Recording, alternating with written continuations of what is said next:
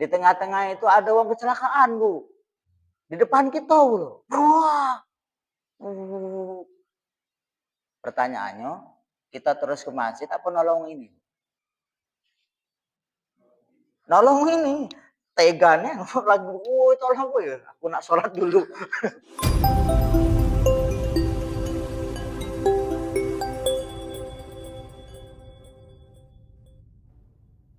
Assalamualaikum warahmatullahi wabarakatuh. Waalaikumsalam warahmatullahi wabarakatuh. Alhamdulillah, wassalatu wassalamu ala rasulillah, wala hawla wala quwwata illa billah. Asyhadu an la ilaha illallah wahdahu la syarikalah wa asyhadu anna Muhammadan abduhu wa rasuluhu la nabiyya ba'd. Allahumma salli wa sallim ala sayyidina Muhammad wa ala ali sayyidina Muhammad. Yang sama-sama kita hormati, yang sudah berada di hadapan kita, yaitu Ustadz Novi. Yang sama-sama kita hormati Ketua Masjid Fisabilillah, yaitu Ustadz Fikri, serta semua pengurusnya. Yang sama-sama kita hormati juga hadir tengah kita Ustadz Muftaqo. Yang hadir tengah kita juga ada sepuh kita Pak Dependi, dan semua jamaah Masjid Fisabilillah khusus, yaitu pada kajian subuh pada pagi hari ini, Bapak-bapak dan Ibu-ibu yang dirahmati Allah Subhanahu wa taala. Amin. Alhamdulillahirabbil alamin. Puji syukur kehadirat Allah Subhanahu wa taala yang telah memberikan kita nikmat yang luar biasa, yang sangat banyak pada kita semua, sehingga kita diizinkan diberi kekuatan Allah Subhanahu wa taala untuk hadir berjamaah sholat subuh di Masjid Fisabilillah ini dan mengikuti kajian rutin pada subuh ini. Dan tak lupa salawat dan salam kita sampaikan kepada Rasulullah Nabi Muhammad sallallahu alaihi wasallam. Allahumma shalli ala Muhammad wa ala ali sayyidina Muhammad, beserta para keluarganya, para sahabatnya, dan semua orang yang mendakwahkan agama Islam dan melaksanakan agama Islam, dan semoga mendapat syafaat nanti di yaumil akhir. Amin ya rabbal alamin. Baiklah, Bapak Ibu yang dirahmati Allah Subhanahu wa taala, marilah kita buka kajian subuh ini dengan lafaz basmalah. Bismillahirrahmanirrahim. Acara yang kedua yaitu acara inti, yaitu kajian subuh yang akan diisi oleh Ustadz Novi. Pada Ustadz Novi, silahkan. Assalamualaikum warahmatullahi wabarakatuh. Waalaikumsalam warahmatullahi wabarakatuh. Bismillahirrahmanirrahim. Wassalatu wassalamu ala Rasulillah Sayyidina Muhammad ibni Abdillah, la haula wala quwwata illa billah. Asyhadu an la ilaha illallah wahdahu la syarikalah wa asyhadu anna Muhammadan abduhu wa rasuluh la nabiyya ba'da, amma ba'du. Allahumma shalli wa sallim ala sayyidina Muhammad wa ala ali sayyidina Muhammad. Ya ibadallah, ittaqullah haqqa tuqatih wa la tamutunna illa wa antum muslimun. Rabbi shrah li sadri wa yassir li amri wahlul 'uqdatam min lisani yafqahu qawli. Ya Fattah ya Alim, iftah lana futuhal arifin. Yang kami hormati dan kami muliakan Ketua Masjid Fisabilillah Ustadz Abdullah Fikri SPDI, kemudian juga kami hormati dan kami muliakan para tokoh dan sesepuh Perumahan Garden, dan juga para asatidz, para imam di sini hadir, Ustadz Muftaqo dan ustadz-ustadz lainnya, dan juga yang kami muliakan jamaah pengajian rahimahumullah. Bersyukur kita kepada Allah Subhanahu wa taala dengan ucapan alhamdulillahirabbil alamin, karena dengan mengucapkan alhamdulillah kita berarti meyakini dan mensyukuri bahwa nikmat Allah itu tidak terbatas. Banyak nikmat Allah yang diberikan, kata Al-Quran, wa ta'uddu nikmat Allah la tuhsuha. Apabila kamu hitung-hitung nikmat Allah itu tidak akan terhitung atau tidak terbatas. Termasuk nikmat pada pagi hari ini, suatu nikmat yang luar biasa, sebagaimana kemarin telah ditulis dan di-share oleh Ustaz Fikri, itu kata-kata mutiaranya itu subhanallah, itu termasuk nikmat yang sangat besar di subuh pagi hari ini. Kenapa? Karena tidak semua orang diberikan oleh Allah hidayah untuk melaksanakan jamaah sholat subuh dan juga dilanjut dengan taklim. Kata Rasul, khairul umuri adwamuha wa in qalla. Sebaik-baiknya perkara itu adalah perkara yang konsisten meskipun itu cuma sedikit tapi terus menerus itu adalah perkara yang lebih baik daripada banyak sehabis itu tidak konsisten. Alhamdulillah, meskipun ya terlihat jamaah inilah, kita tetap istiqomah Bapak Ibu sekalian, karena apalagi menuntut ilmu ini hukumnya adalah fardu ain.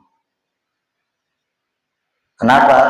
Apalagi kita sebagai orang tua, selain ilmu ini untuk diri kita pribadi, untuk memperbaiki ibadah kita, untuk lebih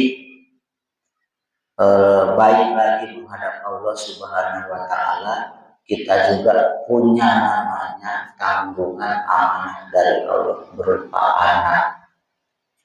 Anak-anak inilah nanti yang akan menjadi penerus kita, dan sebenarnya pendidikan yang lebih utama itu sebelum di sekolah, di madrasah, di pondok pesantren adalah pendidikan di rumah.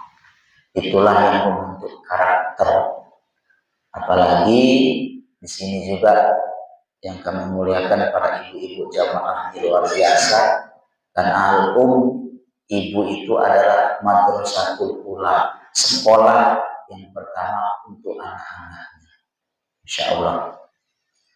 Ini hadir 2 minggu ini 3 orang ya. Kita doakan minggu depannya 4, doakan nanti minggu depannya 5, setahun menunggu. Amin ya Rabbal. Harapan saya itu kalau bisa ibu-ibunya itu kayak pengajian rutin hari Minggu, lumayan. Tapi insya Allah tidak mengurangi daripada fokus kita pada kajian pada pagi hari ini.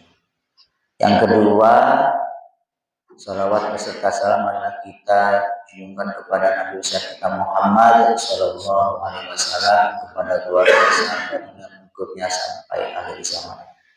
Bapak Ibu sekalian, seyogianya ini adalah jadwal Ustaz Khairuddin.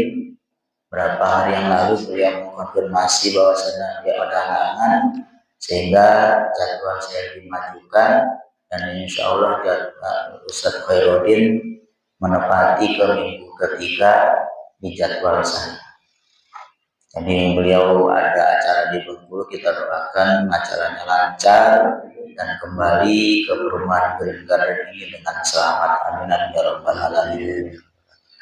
Baik Bapak Ibu, seperti yang sudah di-share di grup sehari yang lalu, kita akan membahas tentang kitab Safinatun Najah, tentang hal-hal yang dilarang untuk orang yang batal wudu, kemudian orang yang sedang junub, dan ketiga adalah orang yang sedang haid. Bismillahirrahmanirrahim. Qala al-musannifu rahimahullah ta'ala wa nafa'ana bihi wa bi ulumihi fid dharaini amin amin ya rabbal alamin. Faslun, fasal Man, seseorang minta bodoh wudu yang telah batal wudunya, harum alaihi, diharamkan atasnya arba'atu asya, 4 perkara.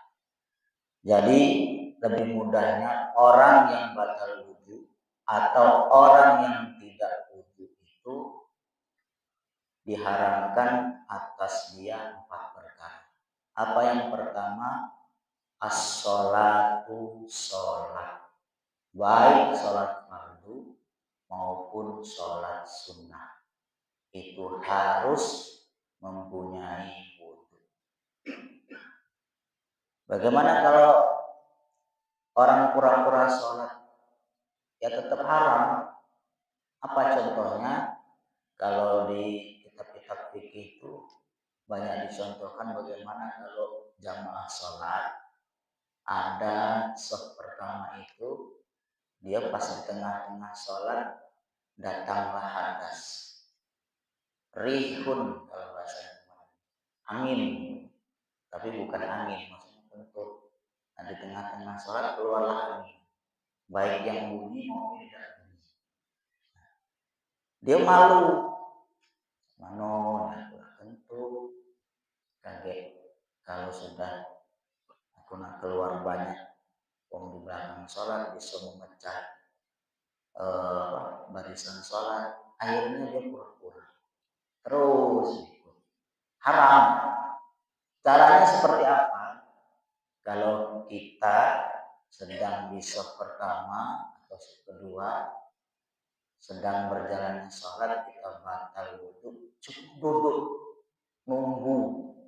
Orang paham, duduk nunggu sampai selesai, baru kita nanti sholat lagi. Itu caranya. Jangan kita teruskan haram, pura-pura sholat dalam hati, pura-pura daripada malu, apalagi kentutnya bunyi.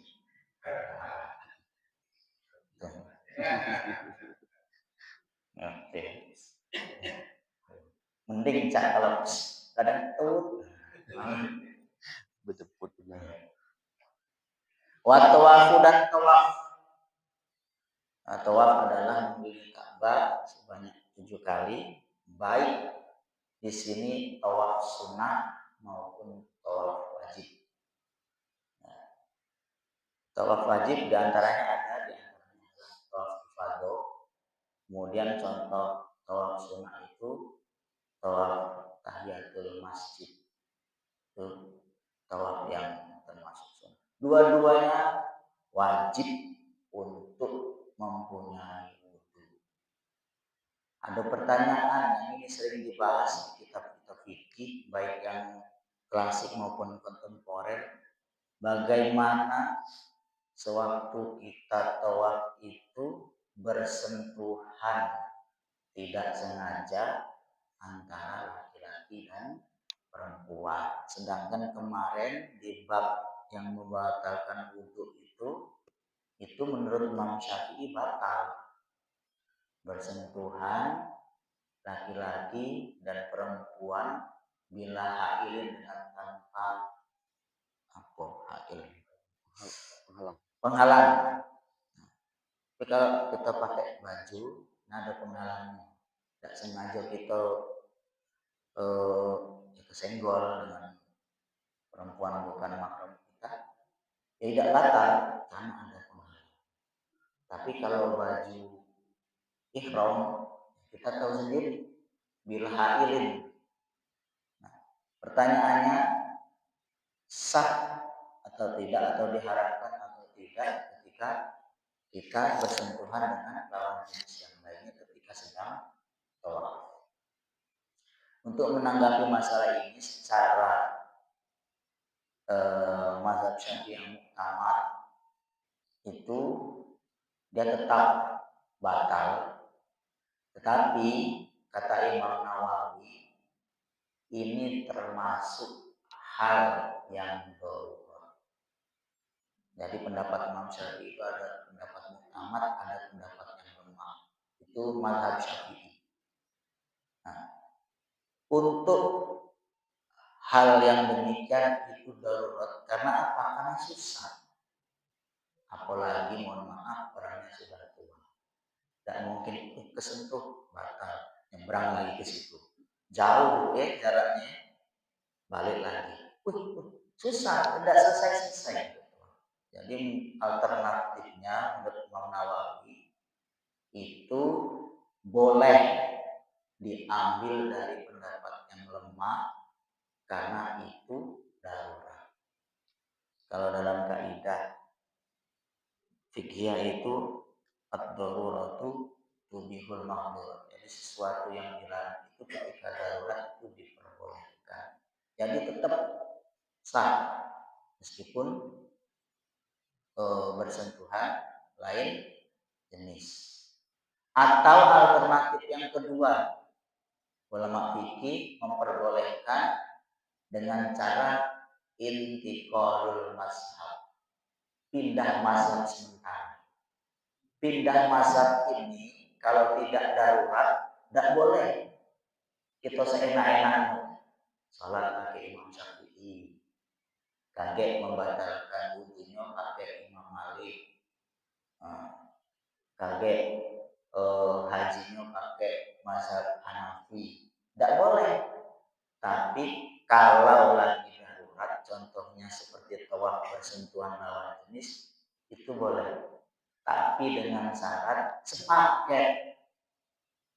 Kalau kita mengambil batal wudunya pakai mazhab Hanafi, berarti dari mulai awal wudunya kita harus tata cara Imam Hanafi. Jangan kita comot wudunya pakai Imam Syafi'i, giliran batalnya pakai Imam Hanafi. Boleh dalam hal darurat intiqalul mazhab, tapi harus paketan yang lengkap, jangan dicomot-comot. Itulah pendapat ulama yang tetap memperbolehkan atau tidak haram bersentuhan antara laki-laki dan perempuan ketika tawaf. Atas dasarnya apa? Karena darurat, karena susahnya masyakoh pada waktu itu. Kemudian wal masul mushafi, dan menyentuh mushaf atau Al-Quran yang perlu kita wanti-wanti. Kalau bahasa Arabnya tanbihun, jadi kita tidak sembrono. Jadi ketika orang yang tidak mempunyai wudu atau batal wudu itu haram itu menyentuh Al-Quran. Contohnya seperti ini, diibaratkan ini Al-Quran. Hatta sampai kulitnya saja tidak boleh disentuh. Ya, jangan tak apa-apa, Ustaz, Al-Quran kan yang tengahnya. Bukan yang menyentuh kulit. Ini sepaket. Nah, kita ajarkan ke anak kita. Kecuali darurat lagi, ada Quran yang Pak. Loh, tidak mungkin biar itu lagi tidak punya wudu. Tidak boleh, karena ikram Quran boleh langsung cepat tadi, langsung diangkat. Jangan lagi kalau aku megang dikit, tidak seluruh Al-Quran di pucuknya, di tengahnya, tetap haram. Tak boleh. Apa dalam Al-Quran? La yamassuhu illal mutahharun. Tidak boleh menyentuh Al-Quran kecuali orang-orang yang disucikan. Di sini banyak ulama berbeda pendapat. Ada yang berpendapat kecuali itu orang yang sudah berwudu, mutahharun. Ada juga yang berpendapat mutahharun itu orang Islam. Tapi dikuatkan lagi oleh hadis Rasul, la yamassul Qur'ana illa tahirin. Baru jelas siapa tahirin itu? Orang yang suci atau orang yang sudah mempunyai wudu. Jadi sangat, kalau bisa ya diperhatikan Bapak sekalian, penghormatan kita terhadap Al-Quran. Kadang di zaman sekarang, alhamdulillah, jangankan yang kita menyentuh Al-Quran tanpa wudu, malah dianggap biasa. Padahal tidak boleh. Apalagi yang di TikTok direndahkan martabatnya. Yang lagi viral-viral meskipun dalam keadaan emosi. Bukan emosi itu, karena tidak punya ilmu. Lebih tepatnya, se-emosi-emosi mempunyai ilmu masih terkontrol. Tak mungkin dolar emosi Al-Quran dan sasaran. Nah, minimal kan sasaran itu. Ya kalau kita berkeluarga banyak sasaran. Anak lewat kalau anak sasaran. Bapak lagi pening-pening lewat terus panggil. Ya. Meskipun itu tidak boleh. Ya.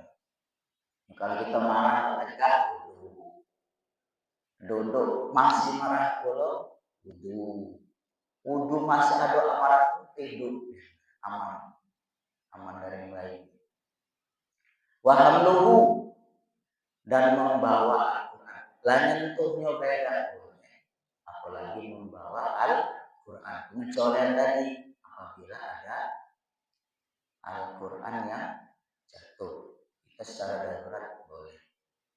Nah termasuk hamluhu juga ini termasuk yang diharapkan perlakuan kita terhadap Al-Quran itu jangan meletakkan Al-Quran di atas bumi. Nah ini yang sering saya lihat, mohon maaf, buku-buku Yasin itu. Aku mohon maaf ya, kalau aku mampu aku ambil ini, biarlah aku Yasin Al itu dari satu tukang buku, bawa buku sampai selesai dan aku bawa. Nah kita lihat dalamnya biasanya ada surat Yasin.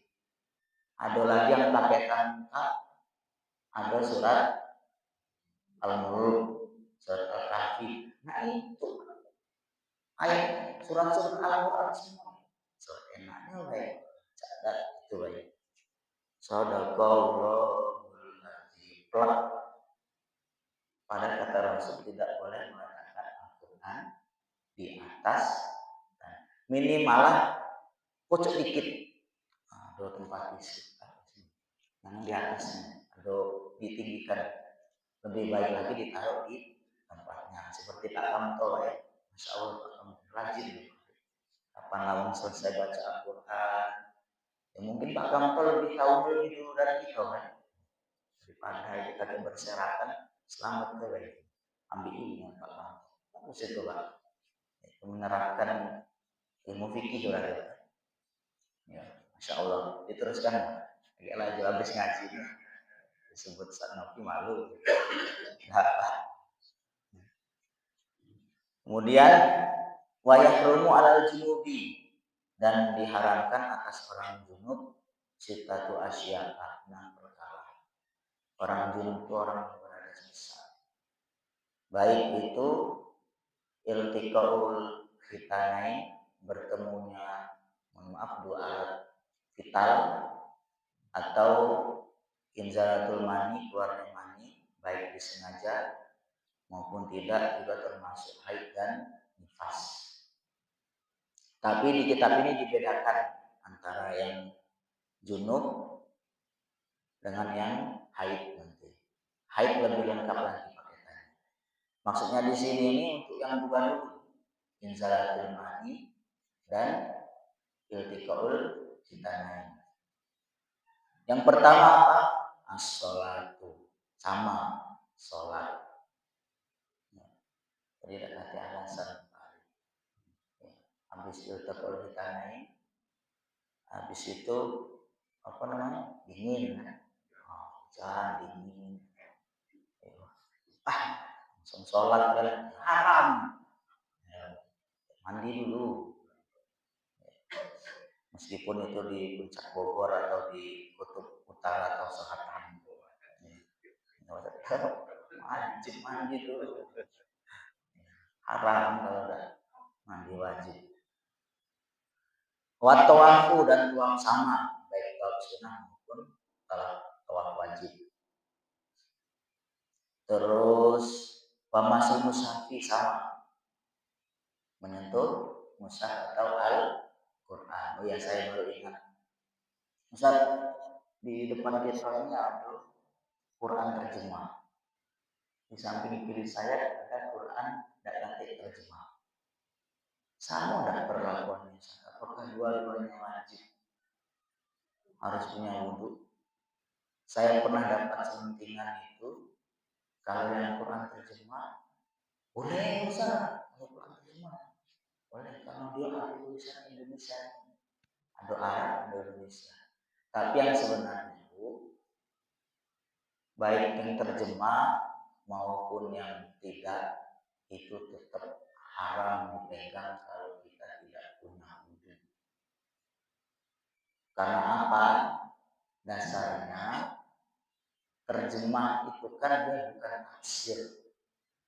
Kalau kita tafsir boleh, kita tafsir baca kita baca mur sama sakit yang di rumah yang tebalnya menjadi-jadi tebal, saking tebalnya itu bacanya tidak akan paham. Tak apa-apa, yang penting punya dulu. Waktu ada masalah dibuka doknya. Termasuk saya belum khatam juga, tapi ketika ada masalah buka dok berapa. Kalau kita tafsir boleh, kita tidak mempunyai wudhu. Alasannya apa? Alasannya karena jumlah hurufnya lebih banyak dari jumlah huruf Al-Quran. Jumlah huruf Al-Quran itu kurang lebih 162.671. Nah, kalau tafsir itu kan namanya tafsir. Banyak. Tafsir Bismillahirrahmanirrahim bisa berbarat-barat. Baru Bismillah. Banyak anak. Lafaz Bismillah atau lafaz tafsir. Itu kalau menurut ulama fikih. Kalau dia banyak yang selain ayat Al-Quran, itu banyak tafsirannya. Boleh kalau kita tafsir. Kalau Quran terjemah dengan Quran yang tidak terjemah itu tetap harus berwudu. Dalilnya la yamassuhu illal mutahharun. Dan dalil pendapat penguat kedua tidak boleh Quran terjemah disentuh dengan tanpa wudu, karena Quran terjemah itu hanya letterlet, tidak ada penafsirannya, cuma dia mengartikan perkata. Nah, kalau tafsir kan beda. Alhamdulillah banyak penafsiran. Kemudian wa'amluhu dan membawa Al-Quran, walubsu fil masjid dan berdiam diri lama di masjid. Jadi orang sedang junub itu tidak boleh berdiam diri lama di masjid.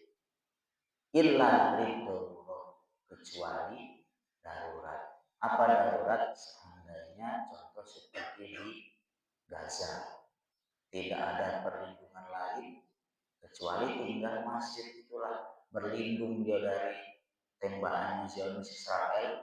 Meskipun dia lagi junub, berlindung di masjid boleh. Tapi kurasa kalau di Green Garden itu tidak kata yang itu. Jadi tidak kata yang buat alasan keberdiam di dalam masjid lagi junub haram, tidak boleh. Kemudian wa qiraatul Quran dan membaca Al-Quran. Membaca Al-Quran kalau lagi sedang junub, kalau kita masih mau menggantikannya cukup dengan zikir. Santai, banyak zikir. Karena apa? Karena orang yang sedang junub haram membaca Al-Quran. Tapi kalau zikir tetap boleh. Kemudian wayahrumu bil haidi, dan diharamkan terhadap orang haid asyratu asya'a, 10 perkara. Yang pertama as-sholatu, sholat baik wajib maupun sunnah, wa tawafu dan tawaf baik tawaf wajib maupun sunnah, wa masul mushafi dan menyentuh Al-Quran, hamluhu dan membawanya, wal lubsu fil masjidi dan berdiam diri lama di masjid, wa qiraatul Qur'ani dan membaca Al-Quran, wasaumu dan puasa, watolaku dan tolak. Ini yang perlu diperhatikan, tolak. Tolaknya maksudnya ini perempuan yang ditolak itu tidak boleh ketika sedang haid. Tidak boleh. Bahkan Rasulullah itu ketika kasusnya Ibnu Umar mentalak istrinya ketika sedang haid, Rasulullah langsung memerintahkan untuk segeralah rujuk balik. Artinya tidak sah tolaknya sampai dia selesai atau suci dari haidnya. Karena apa? Mentalak ketika sedang haid itu memperpanjang masa iddah. Itu alasan tidak boleh.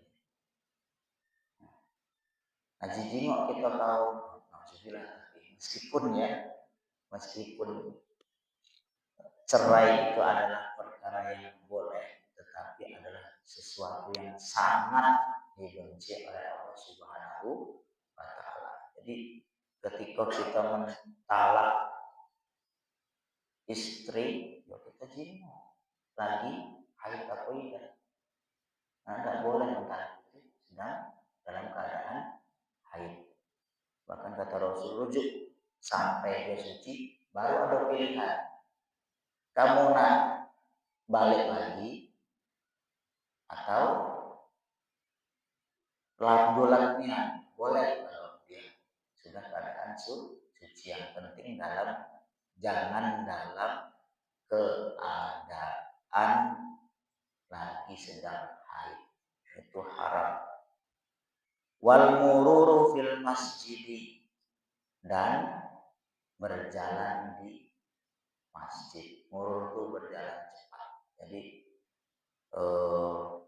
jalan dari ujung situ ke situ dalam masjid ketika orang sedang haid itu tidak diperbolehkan.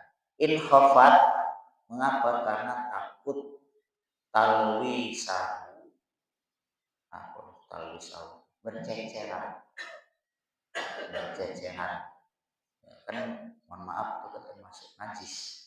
Darah itu takut berceceran di dalam masjid. Kecuali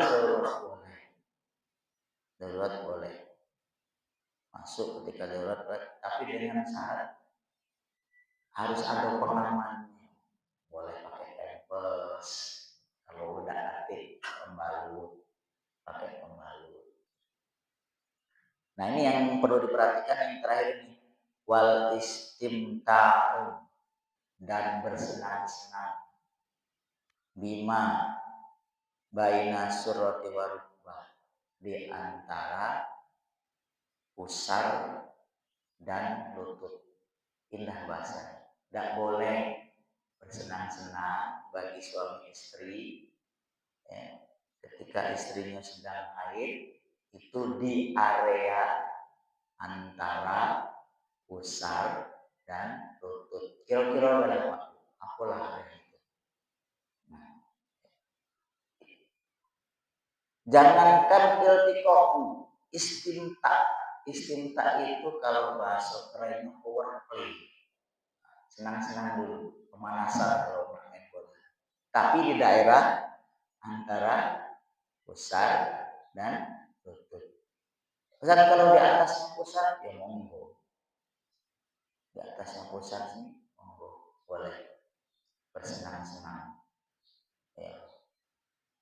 Bercocok tanamlah, boleh. Bersenang-senanglah, boleh di atas pusar. Tapi kalau lagi haid, kalau bisa dihindari bersenang-senang antara pusar dan lutut. Jangankan iltiko, bertemu, bersenang-senang baik, tidak boleh kalau di antara pusar dan lutut. Faslun fi asbabi tayamum salasa wallahu a'lam bishawab. Kita lanjutkan lagi pembahasan minggu depan tentang sebab-sebab tayamum. Itu ada 3. Untuk yang hari ini saya cukupkan sampai di sini. Semoga bermanfaat dan semoga ilmu yang kita dapat ini meskipun sedikit alangkah baiknya kita amalkan. Amin amin ya rabbal alamin. Wassalamualaikum warahmatullahi wabarakatuh. Waalaikumsalam warahmatullahi wabarakatuh. Terima kasih yang sangat banyak pada Ustaz Novi yang telah menyampaikan ilmunya kepada kita semua. Semoga ilmu itu dapat kita terima dan kita amalkan. Amin amin ya rabbal alamin. Baiklah, untuk sesi selanjutnya yaitu sesi diskusi kepada bapak-bapak dan ibu-ibu yang dirahmati Allah Subhanahu wa taala. Silakan. Ada bapak-bapak dulu. Silakan Pak. Waalaikumsalam warahmatullahi wabarakatuh.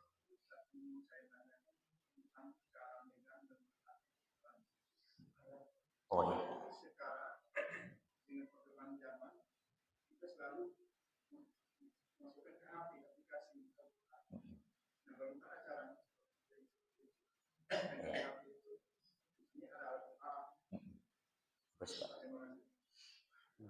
Terima kasih Pak pertanyaannya. Kalau berupa fisik Pak, ada Al-Quran. Itu kalau dalam kitab At-Tibyan fi Hamalil Quran itu kalau misalnya akan coba Al-Quran yang ditenteng Pak, coba belajar. Banyak sekarang di sosialita ya, kayaknya baca Al-Quran ditenteng. Dia malah mementingkan emasnya biar kelihatan. Bagusnya ini kalau yang berupa fisik. Bahkan membawa saja itu sudah diatur, harus kita hormati apalagi. Kemudian yang HP, karena kita kemajuan teknologi ini, karena HP itu dia semacam aplikasi, itu yang pertama. Dia tidak langsung berupa fisik. Cuma kalau HP dia tetap boleh ketika dalam keadaan tidak atau tidak mempunyai wudhu. Tetapi yang diwanti-wanti kalau ada aplikasi Al-Quran di HP-nya untuk menghormatinya ketika di kamar mandi yang dibawa. Itu saja.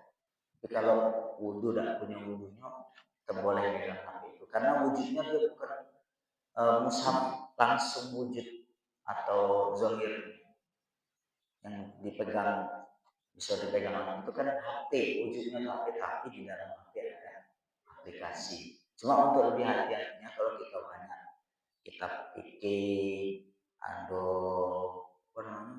kita berjanji di HP kita, Yasin lengkap dengan terjemahan. Kalau bisa, kalau banyak aplikasi yang seperti itu, kalau di dalam musik yang di bawah. Saya juga sedikit banyak nerapkan itu. Meskipun di stasiun kalau pacar titipkan tas-tasnya dengan yang dipercaya jengok gitu. Pak nitip kita kira-kira dalam hati pelajar. Iya. Kalau saya titipkan kira mana lah. Wah ini minimal dari face-nya, ini cerah, baju rapi, mau berjenggot dikit, itu dulu. Kalau titip dengan cewek modus itu Pak. Ya ada jadi ada anekdot tuh Pak kalau kita bepergian jauh. Jadi kalau kita jenguk anak orang lain ingat anak kita Pak ya. Ingat anak kita. Ketika kita jenguk bini wong tuh bini di rumah. Itu jangan Pak. Itu anekdot lah ya. Pak ya. Intermezzo Pak. Iya. Silakan Pak. Untuk sesi selanjutnya dari ibu-ibu. Ya, silakan Bu. Waalaikumsalam.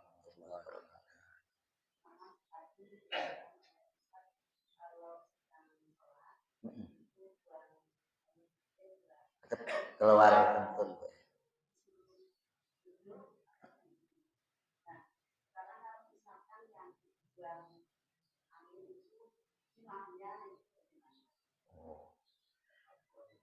Kalau imam ketika dia batal, dia harus ngasih kode mundur. Makanya Bu dianjurkan, mohon maaf Bapak Ibu sekalian, kalau bisa waktu kita nak tegak masih koma tuh dijenguk-jenguk, manalah kira-kira yang bisa menggantikan posisi imam. Jangan basing-basing, kan budak kecil sebelah kami imam pas. Kaget takutnya pas terjadi hal semacam itu. Nah, kalau imam lah pura-pura, besar tanggungan dia dosanya, nanggung jamaah. Makanya mundur, kan yang ini maju, otomatis yang yang belakangnya maju, kan ada kosong tadi. Pergantian mundur ini kan kosong, yang mau maju duduk di sini di tempat kosong yang menggantikan tadi. Atau ada juga pendapatnya, cuma ini agak takutnya malah bikin bubar jamaah. Itu ada juga ulama fikih itu, kalau adabnya kalau pengen cepat-cepat keluar dari jamaah sholat itu semacam ini dia. Ini tanda kalau dia tuh pengen dia batal wudunya, pengen keluar, masih tanda semacam ini. Ada juga memperbolehkan semacam itu, tapi untuk lebih hati-hatinya duduk bela Bu, tunggu, karena banyak yang gagek rentetan tuh kalau sampai ini. Aduh,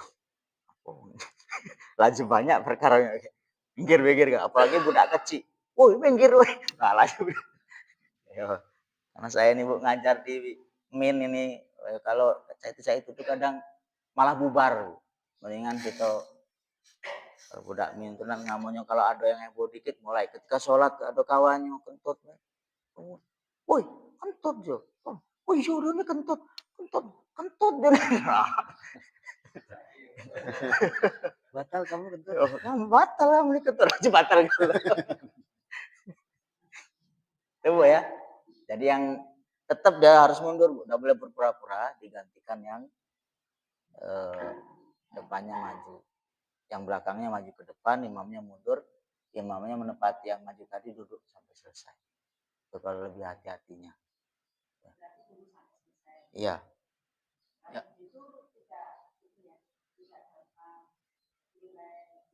Tetap Bu, tetap, karena dia di tengah-tengah sholat, karena niatnya sudah niat sholat jamaah, hanya saja tidak sah kalau diteruskan.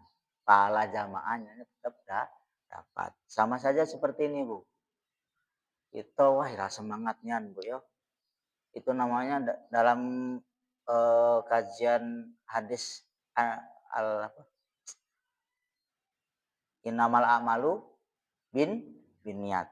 Itu Imam Nawawi mencontohkan semacam ini. Kalau kita mau pergi ke masjid, di tengah-tengah itu ada halangan. Itu kalau niatnya pakai wangi-wangian, rapi, pakai sorban, pokoknya lah siap menghadap Allah Subhanahu Wa Taala. Meninggal Bu, maksudnya sholat ya. Di tengah-tengah itu ada orang kecelakaan Bu, di depan kita Bu. Wah. Pertanyaannya, kita terus ke masjid apa nolong ini? Nolong ini. Teganya lagi, tolong gue ya, aku nak sholat dulu. Nolong lu. Akhirnya komat. Nggak jumpai dia sholat jamaah. Tapi kata Imam Nawawi yang seperti itu dia tetap dapat apa yang diniatkannya. Kebalikannya Bu, kata Imam Nawawi, kalau kita niat jelek, auzubillah, tetangga aku tuh punya mangga. Caknya mangga tuh menggiurkannya. Dia lagi tidur, caknya sepi atau wongnya lagi pergi, aku nak maling. Auzubillah Bu ya. Nah, ambillah nyicip tetanggo nyicip manggo tetanggo tuh. Lah pengingan. Nah, ngomong malu. Meskipun di tengah jalan dia dapat hidayah. Caknya maluan maling itu manggo tetanggo. Nah, pertanyaannya, Bu, dosanya tetap dapat atau tidak, Bu? Meskipun dia menggugurkan, belok dia ke kanan atau tidak jadi, tetap dapat dosanya Bu. Itulah masuk dalam innamal a'malu binniyat. Makanya Bu, kalau niat apapun yang baik-baik dulu. Di tengah-tengah itu ada halangan, tetap kita dapat sesuatu yang diniatkan tadi. Ya. Walau alam bisawab. Baiklah, ada lagi Bapak Ibu sekalian? Ya. Oh, ada, silakan.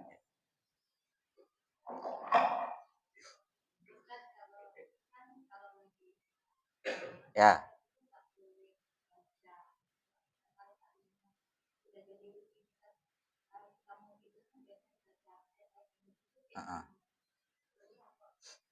Itu kalau dalam Atibian Bu, kitab Atibian itu ada dua pendapat Bu. Ada yang karena sudah terbiasa dan hafal.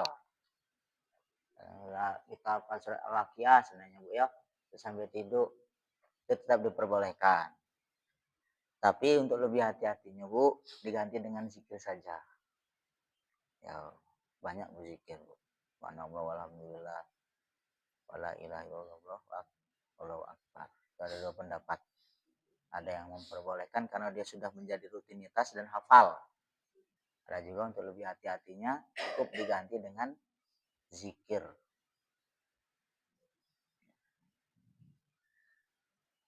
Baiklah, saya rasa cukup ya untuk sesi diskusinya karena sudah mulai terang sepertinya.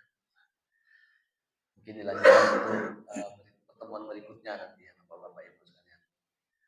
Baiklah, alhamdulillah kita menjalani acara.